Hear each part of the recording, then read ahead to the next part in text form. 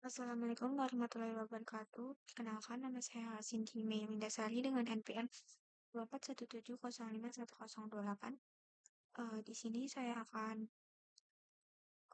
menjelaskan modul pertemuan keempat sebagai pengganti absen. Nah, di sini materinya adalah relasi.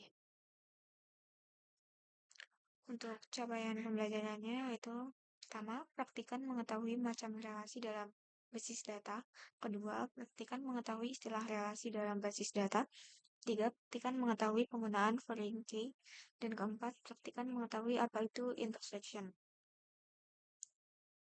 Yang pertama ada penggunaan foreign key.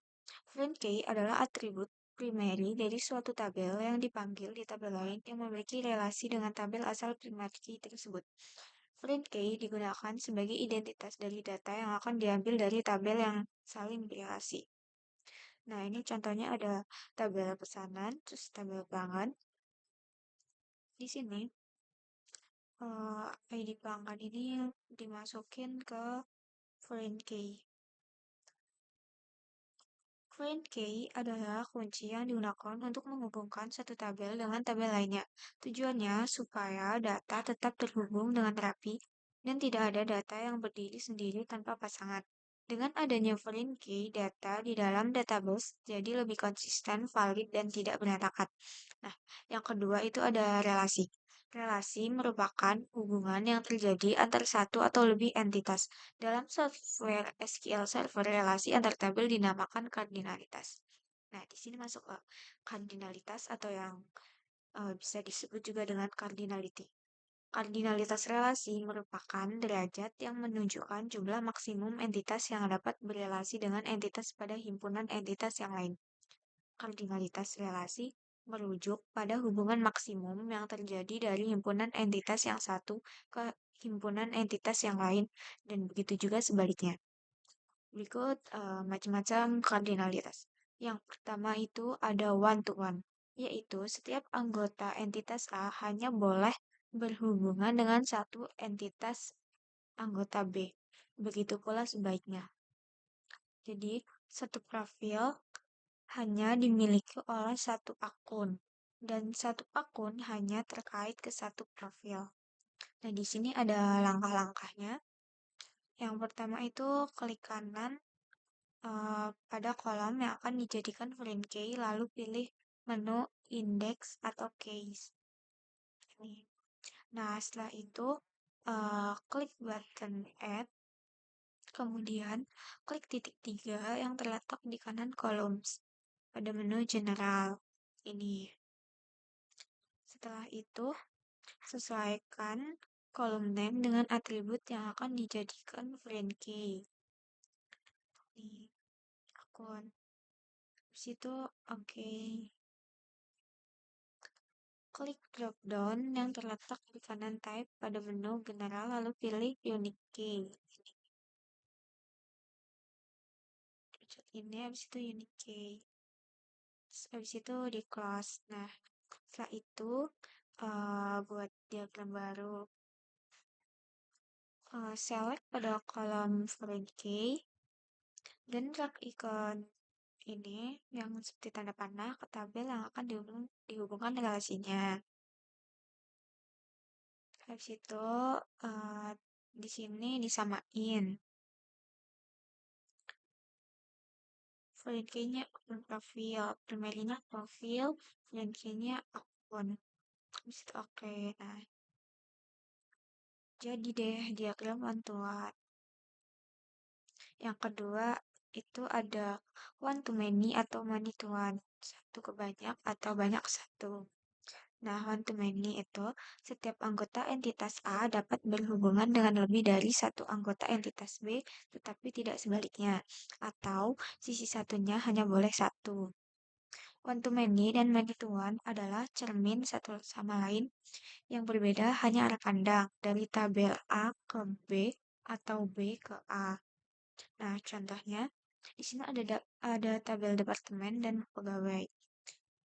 Ini bacanya setiap departemen dapat memiliki banyak pegawai, tetapi setiap pegawai hanya terkait dengan satu departemen. Nah, buat langkah-langkah pembacanya itu pertama-tama eh, buat diagram. Habis itu select pada icon foreign key ini. Habis itu langsung dihubungin ke tabel yang mau dihubungin relasinya. Ini kan foreign key-nya ID departemen. Habis itu di drag ikonnya ke tabel departemen. Habis itu disamain primerly-nya departemen, terus foreign key-nya pegawai. Habis itu klik OK. Nah, jadinya kayak gini. Relasi one to many udah berhasil dibuat. Nah, yang ketiga itu ada many to many atau banyak ke banyak. Many to many adalah setiap anggota entitas A dapat berhubungan dengan banyak anggota entitas B dan sebaliknya. Artinya, ada banyak baris di tabel 1 dan tabel 2 yang saling berhubungan. Contohnya, relasi antara tabel mahasiswa ke tabel mata kuliah, yaitu satu baris mahasiswa bisa berhubungan dengan banyak baris mata pelajaran, begitu juga sebaliknya. Di sebuah universitas, mahasiswa dapat mengambil banyak mata kuliah atau tidak sama sekali, dan masing-masing mata kuliah dapat diambil oleh banyak mahasiswa atau tidak sama sekali. Ketika mahasiswa mendaftar pada sebuah mata kuliah, pastinya kita ingin mencatat nilai yang mereka capai pada mata kuliah tersebut.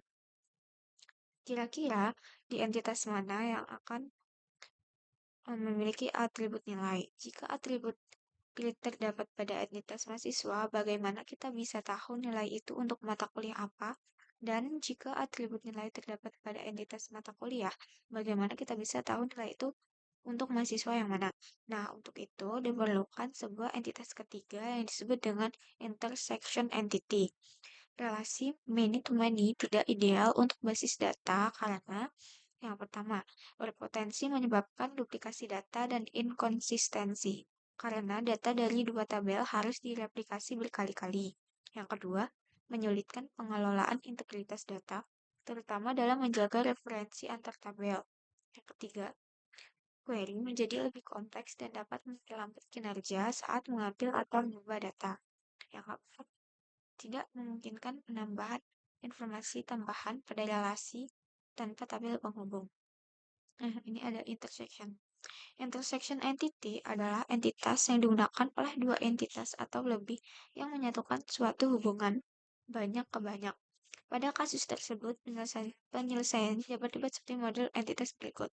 Nah, di sini itu ada tabel mata kuliah, terus di sini ada tabel mahasiswa.